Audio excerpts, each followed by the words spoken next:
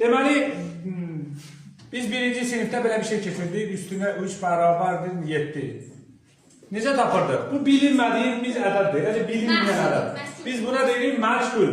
Nə deyirik? Məchul. Məchul sözünün mənası bilinməyən bir şeydir. Yəni dəqiq deyil. Bu zaman nə edirdik? 7-dən 3'ü çıxırdıq. Tapırdıq bu boş xana.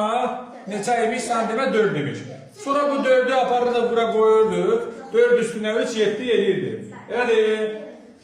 İndi rəqəmlər böyüyüb, amma məqsəd yenə eynidir. Yəni bilinməyən ədədi tapmaq. Və bir şey də dəyişilib ki, biz həmin boş xananı artıq nə ilə əvəz edirik? Hərflərlə əvəz edirik. Məsəl üçün, A üstünə gəlsin 18 bərabərdir ki 30. Ne diyəcəyik? A bərabərdir 30'dan çıx 18, A bərabərdir 12. Yoxlayanda da A'nın yerinə 12 yazarıq. 12 üstünə 18 bərabərdir 30. Əgər A'nın yerinə 12 qoyduysa, bu cavabı aldınsa, demək ki, sən tənliyi düz əlaqəmsən. Bu tənliyi də əksəriyyətimiz bilir. Yəni, sinir 80-90% bilir. İndi bu tənliyi biraz da uzarar. Baxaq, bunu alırıq mötərizənin içinə. Bunu mötərizənin içinə aldıqdan sonra artıq bu mötərizə bizim üçün məhsul olur. Çünki biz artıq bu mötərizənin nə olduğunu bilmirik. İçində nə var bilmirik. Sən bilmirsən neçəni 18-dən toplayacaqsan. Ona görə bu mötərizəni məhsul kimi düşünürsən. İndi üzərinə gəlsin 19 bərabərdir tutaq ki 60. Elədir.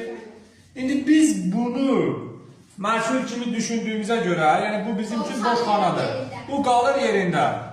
A plus 18 qaldı yerində. Biz bu misalı necə yazarıq? Qulaq asaq. Məsəl üçün biz bunu necə yazarıq? Üstünə 19 bərabərdir 60. Necə yazarıq? Boş xana qalır yerində 60-dan 19 çıxmırıq. İndi burada da bu qalacaq yerinə 60-dan 19'u çıxırıq. Neçə eləyəcək? 41. Yəni, indi A plus 18 bərabərdir 41. Bu tənliyi artıq həll edə bilərik. A nəyə bərabər olar? 23. Nəyə yazacaq?